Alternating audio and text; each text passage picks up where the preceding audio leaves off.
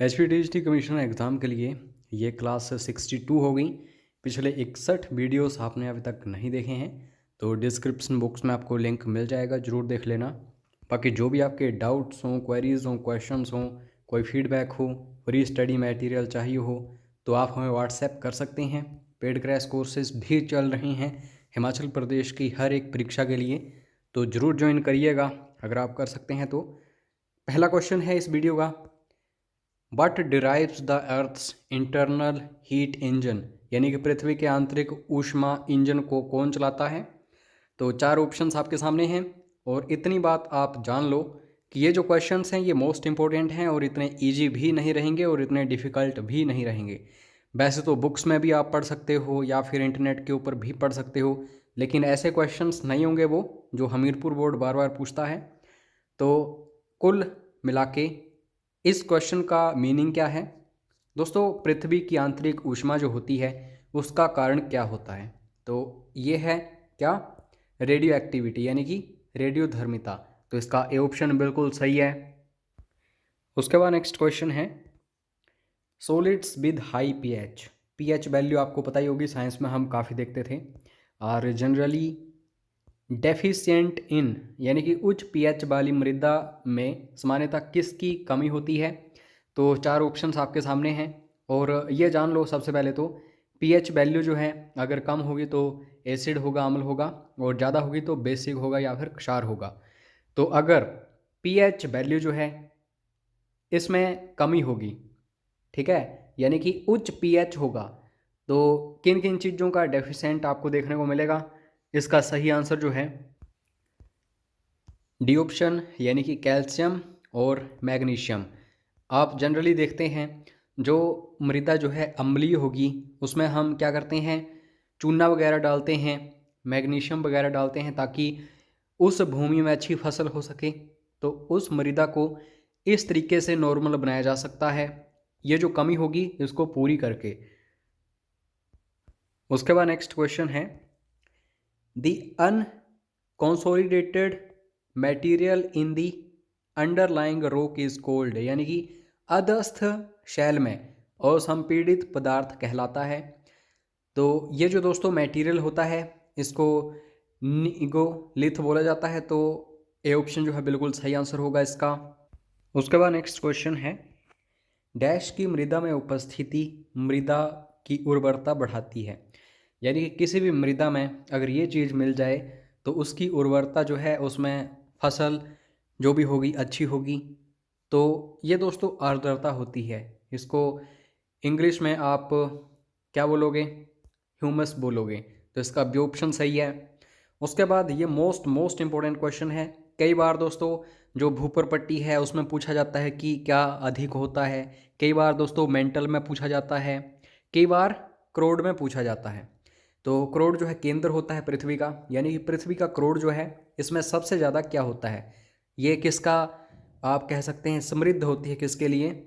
तो इसका बिल्कुल सही आंसर होगा डी यानी कि आयरन एंड निकल। उसके बाद नेक्स्ट क्वेश्चन, चट्टानों से रिलेटेड जरूर क्वेश्चंस आते हैं। ग्रेनाइट जो है यह दोस्तों किसका उदाहरण है, किस प्रकार की चट्टान का। तो एक प्राथमिक होती हैं और एक द्वितीयक होती हैं। तो इग्नेस जो है, इग्नेस रॉक्स यानी कि आग्नेय चट्टानें, ग्रेनाइट उसी का एग्जाम्पल है। तो इसका ए ऑप्शन सही होगा। उसके बाद नीलगिरी और राजमहल ये माउंटेन्स हैं, पहाड़ियाँ हैं। तो इनको किन पहाड़ियों में वर्गीकृत किया जाता है, जैसे हिमालय जो है उसे फोल्डेड माउंटेन्स बोला जाता है यानी कि बलित पर्वत। तो इसी प्रकार नीलगिरी और राजमहल इनको दोस्तों क्लासिफाई किया जाता है रेसिडुअल और डिसेक्टेड माउंटेन्स में। हिंदी में भी देख लो, अवशेष अथवा पृथकित पहाड़ियाँ। तो आपको ये अच्छे से देखना है। उसके बाद ज्वालामुखियों के एग्जाम्पल्स आपके सामने हैं, उदाहरण सामने हैं, क्राकाटोआ और फुजियामा। ये उदाहरण है किस प्रकार की ज्वालामुखियों के, आप सभी को पता है कुछ एक ज्वालामुखियाँ जो हैं सक्रिय होती हैं, कुछ सुसुप्त होती हैं, कुछ विलुप्त होती हैं। तो ये जो दोस्तों क्राकाटोआ और फुजियामा वोल्केनोस जो हैं ये सुसुप्त या फिर डोरमेंट वोल्केनोज या ज्वालामुखी के उदाहरण हैं। तो इसका बी ऑप्शन बिल्कुल सही होगा। नेक्स्ट क्वेश्चन है, प्रबाल के संपूर्ण कंकाल को वर्णित किया गया है, यानी कि एंटायर स्केलेटन जो होती है किसकी, कोरल की, उसको एक टर्म में डिस्क्राइब किया जाता है, उस टर्म को क्या बोला जाता है। तो यह है दोस्तों कोरालम, यानी कि सी ऑप्शन जो है बिल्कुल सही आंसर होगा इसका। उसके बाद नेक्स्ट क्वेश्चन है, यहाँ पे एक टर्म दी गई है इलेफा। तो ये जो इलेफा है ये क्या होता है दोस्तों, ऑप्शंस को देख के आपको पता चल गया होगा कि हाथियों की बात हो रही है, लेकिन क्या ये अफ्रीका के हाथी हैं, क्या ये इथोपिया के हाथी हैं, क्या ये भारत के हाथी हैं या ऑस्ट्रेलियन हाथी हैं। तो दोस्तों इलेफा जो हैं ये होते हैं बेसिकली इंडियन एलिफेंट्स, यानी कि भारतीय हाथी। तो कम से कम अपने देश के हाथियों का तो आपको पता ही होना चाहिए, एलिफास इन्हें बोला जाता है। उसके बाद नेक्स्ट क्वेश्चन है, जब हिमनद की बर्फ़ पिघलती है, ये बेसिकली पहाड़ों में होता है, जैसे हिमाचल में भी काफ़ी होता है, तब बनने वाले निक्षेप स्वरूप कहलाते हैं। Deposits that form when the ice in a glacier melts are called. तो वहाँ पे जो फिर निक्षेप स्वरूप बनते हैं इनको दोस्तों अपसरण या फिर ड्रिफ्ट्स बोला जाता है। तो इसका ए ऑप्शन बिल्कुल सही होगा।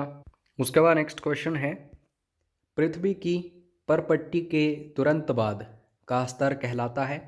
तो पिछले वीडियो में हमने डिस्कस किया था, एक लिथोस्फीयर टर्म आई थी, तो मैंने आपको बताया था कि भूपरपट्टी जो है और उसके बाद जो आउटर मेंटल होती है उसको लिथोस्फीयर बोला जाता है। तो यहाँ पे यही क्वेश्चन है उसी की तरह, पृथ्वी की भूपरपट्टी जो है वो तो आ गई, लेकिन उसके तुरंत बाद जो स्तर आता है, जो लेयर आती है, उसको क्या बोला जाता है। तो उसको बोला जाता है दोस्तों आउटर मेंटल, यानी कि बाहरी प्रविरण। तो ए ऑप्शन बिल्कुल सही है। और हिंदी माध्यम की जो टर्म्स होती हैं, शब्दावलियाँ बहुत ही ज़्यादा मुश्किल हैं, कठिन है, तो कोशिश किया करो इंग्लिश मीडियम में पढ़ने की, काफ़ी ईजी रहेगा आप सभी के लिए। उसके बाद ये मोस्ट इंपॉर्टेंट क्वेश्चन है, बार बार पूछा जाता है, dash river does not make a delta, यानी कि निम्न में से कौन सी नदी डेल्टा क्षेत्र नहीं बनाती है। तो आप सभी को पता है जो भी बड़ी बड़ी नदियां हैं, महत्वपूर्ण नदियां हैं भारत की, वो डेल्टा बनाती हैं, और सुंदरवन डेल्टा जो है ये सबसे इम्पोर्टेंट है, सबसे बड़ा डेल्टा है ऑल अराउंड द वर्ल्ड। लेकिन दोस्तों भारत की कुछ एक नदियां हैं, जैसे कि मैं एग्जाम्पल के तौर पे देखूं, नर्मदा नदी काफ़ी इम्पोर्टेंट है, जो कि डेल्टा नहीं बनाती है, वो दूसरी तरफ बह जाती है गुजरात की तरफ।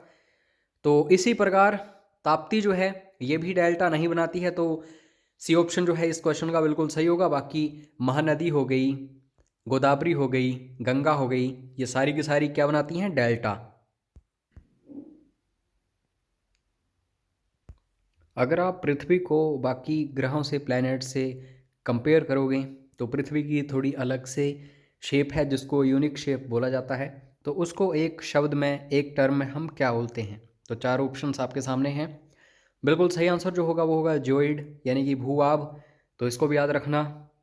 दोस्तों जितने भी क्वेश्चंस के आंसर्स डिस्कस किए जा रहे हैं ये ऑफिशियल आंसर की के अकॉर्डिंग डिस्कस किया जा रहे हैं। अगर आपको लगे कि कोई क्वेश्चन जो है उसका आंसर गलत डिस्कस किया गया है, ज़रूर कमेंट करना, ताकि सही नॉलेज जो है लोगों तक पहुंच सके। हालांकि हमारी टीम ने पूरी कोशिश की है कि सारे क्वेश्चन सही हों।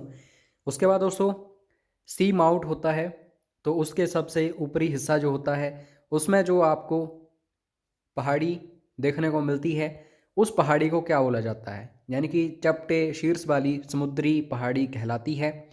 तो ये टर्म्स पूछी जाती हैं जियोग्राफी की बार बार। तो इसका बिल्कुल सही आंसर होगा ग्योट। तो सी ऑप्शन जो है सही है। इस तरीके से देखो ऐसे ही टर्म्स पूछी जाती हैं जियोग्राफी में। उसके बाद नेक्स्ट क्वेश्चन है, गहरी समुद्री खाई किसका लक्षण है, यानी कि deep sea trenches are features of. कहाँ सबसे ज़्यादा गहरी खाइयाँ आपको ट्रेंचेस देखने को मिलती हैं, किस समुद्र में, किस महासागर में।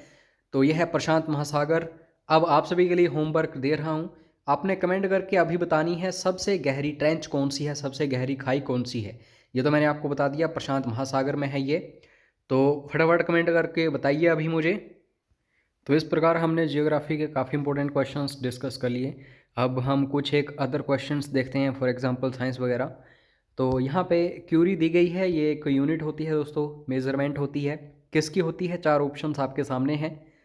तो curie is a measurement of radioactivity, यानी कि रेडियो एक्टिविटी जो है, रेडियोधर्मिता, इसका मापन करती है क्यूरी। और मैडम क्यूरी जो हैं उनको इसके लिए नोबेल प्राइज़ भी मिल चुका है केमिस्ट्री की दुनिया में। नेक्स्ट क्वेश्चन है, long form of a periodic table is based upon. Periodic table आप देखोगे, आवर्त सारणी आप देखोगे, तो आप ज़्यादातर ये पाओगे वहाँ पे कि परमाणु संख्या जो है, यानी कि एटॉमिक नंबर जो है, उसके हिसाब से सारे के सारे ये एलिमेंट्स रखे हुए हैं। तो इसका डी ऑप्शन बिल्कुल सही होगा। उसके बाद नेक्स्ट क्वेश्चन है, which of the following exist as mono atom. Mono atom को हम एकल परमाणु हिंदी में बोलते हैं। तो मोनो एटम या फिर एकल परमाणु के रूप में अस्तित्व में इन 4 ऑप्शंस में से कौन सा है? काफ़ी इजी है दोस्तों। तो बिल्कुल सही आंसर जो है वो है हीलियम। ठीक है, तो इसका बी ऑप्शन बिल्कुल सही होगा। उसके बाद नेक्स्ट क्वेश्चन है, iodoform can be used in medicine साज।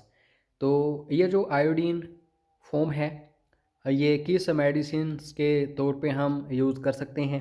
तो एंटीसेप्टिक, यानी कि ए ऑप्शन इसका सही है। अब सोशल स्टडीज़ के क्वेश्चंस हम डिस्कस करेंगे, वेरी वेरी इंपॉर्टेंट। तो अजंता गुफाओं की चित्रकारी जो है किसकी कहानी को चित्रित करती है? तो 4 ऑप्शंस आपके सामने हैं और आप सभी को पता ही होगा अजंता की गुफाएं कहाँ पे हैं? महाराष्ट्र में हैं। एलोरा की भी हैं वहाँ पे। तो बिल्कुल सही आंसर है, जातक की कथाएं जो हैं ये चित्रित की गई हैं पेंटिंग्स के रूप में, जो अजंता की गुफाएं हैं वहाँ पे। उसके बाद अष्टाध्यायी, पाणिनि की अष्टाध्यायी काफ़ी प्रसिद्ध है दोस्तों। तो ये जो है किस तरह का ग्रंथ है अष्टाध्यायी? क्या ये कविताएं हैं? क्या ये दश शास्त्र है? क्या ये व्याकरण है? क्या ये औषधि से संबंधित है? तो दोस्तों ये एक व्याकरण है, अष्टाध्यायी जो है व्याकरण से संबंधित है। तो सी ऑप्शन इसका बिल्कुल सही आंसर होगा। गुप्त लोग कमज़ोर थे। गुप्त लोगों को बोला जाता है, या फिर जो गुप्त इरा था, समय था, युग था, उसको स्वर्णिम युग बोला जाता है। लेकिन वो कमज़ोर थे।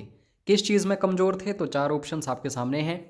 आर्किटेक्चर में या फिर वास्तुशिल्प में वो काफ़ी कमज़ोर थे। तो इसका डी ऑप्शन बिल्कुल सही है। उसके बाद next question, who founded the Pal empire, यानी कि पाल साम्राज्य की स्थापना किसने की थी?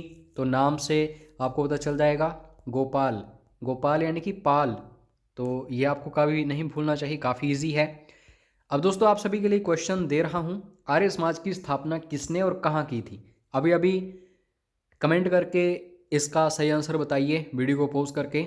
आर्य समाज की जो स्थापना की गई थी 1877 में की गई थी, यानी कि बी ऑप्शन जो है इसका सही होगा।